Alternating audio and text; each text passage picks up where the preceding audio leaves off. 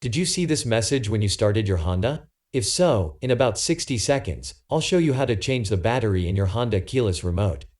Best of all, it will save you a trip to the dealership and probably the $20 they would charge. First, you'll need some new batteries. I picked these up at Walmart for about $5. On the back of the keyless remote, you will see a small switch.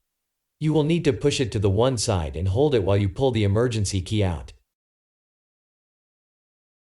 You will then see two humps at the top of the keyless remote. Put your emergency key between them and twist gently. As you do, the remote will split. Then you can pry it apart gently.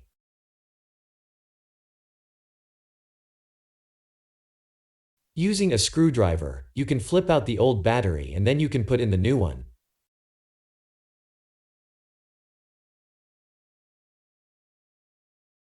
You can now put the remote back together and squeeze it until it clicks back into place.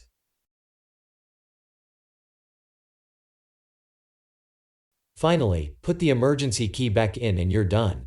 If you found this video helpful, please like and subscribe.